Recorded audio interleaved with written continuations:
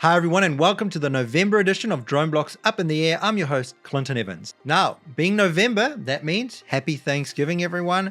I hope you managed to put down your drones, pick up your forks, and dive into some turkey, just like we're going to dive into this episode. So, we're going to be looking at the Dragon drone, which is a drone that can change shape mid-flight. It's so cool. Then we're going to be looking at a new exciting drone with DroneBlocks. We'll also look at some new Go 1 content by Gabe and myself, and then we're going to look at the exciting challenge from Halloween and issue you with your new challenge. That's a lot to get into, so let's dive into the first segment and let's look at the Dragon. Now the Dragon stands for, I need to read this, the Dragon stands for Dual Rotor Embedded Multi-Link Robot with the ability of multi-degree of freedom aerial transformation.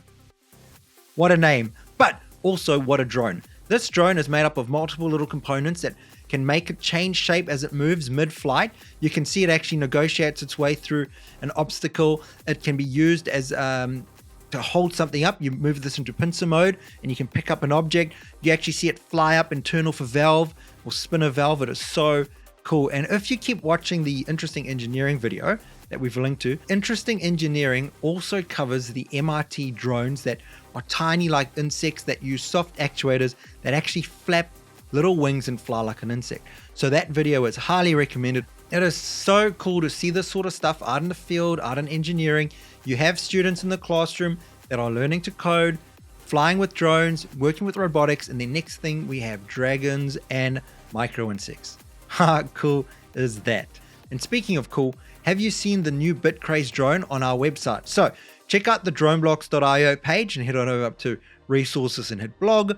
And then if you move down to this Coding the Skies article, it is really cool. Check it out. It's a 2-minute read. It talks about the Bitcraze drone and the partnership with DroneBlocks. Now, no spoilers, but there's some very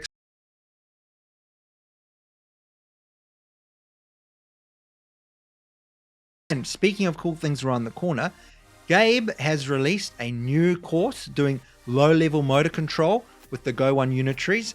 You actually learn how to manipulate the 12 motors or the 12 joints that make the Go 1 move. You're going to learn cool things like the concept of static stability, how the Go 1 is going to shift its center of mass to a corner so it can free up its leg to do a cool trick. Let's just say Gabe is an excellent dog trainer, so he's going to get one of these dogs to shake its paw. And you get to do that too by following along with the course. It is so cool. And then we also have the Go 1 basic training course. The first 3 lessons are out now. That is the introduction, which will give you the introduction of the course. Then you have the controller. You learn how to use the controller of the Go 1. And then the third lesson is how you use block coding, which teaches you to use the DroneBlocks app to control your Go 1.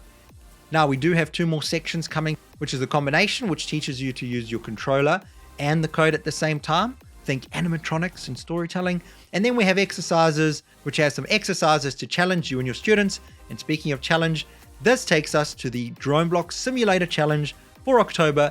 How did you go doing something Halloween themed? I made a pumpkin. So the key with the pumpkin is that we need to have some curved slices that effectively make up the pumpkin. So I made a pumpkin slice function. I had a math block as an input, so then I could just add the different sizes. So I had 26 inches and the middle one was 30, which gives that the nice little pumpkin shape that you can see there. And then as the drone flies through, you'll notice it's a fairly low resolution pumpkin because my yaw left is 20 degrees after each slice, and 20 degrees times 3 is 60, and 60 times 6 is 360 because the loop block multiplied by the total yaw number of degrees inside each block has to equal 360 degrees to do a full circle.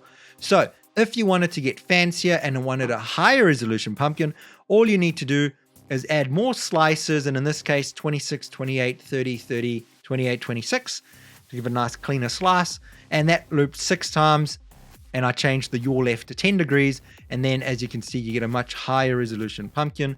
But we're not going to sit for 20 minutes to watch that go, so I'll just forward to the end, and there you can see a slightly higher resolution pumpkin. Well, it looks more like a pumpkin. You just got to zoom in a little bit and see. So yeah, there is my high resolution wonky pumpkin. And with December right around the corner, your challenge is to do something festive like make an awesome Christmas tree, or you can do some light shows with your light show drone kits, or even use your Go One and use the LEDs to make a nice light show. So I'll leave that up to you. I'm very excited to get some submissions.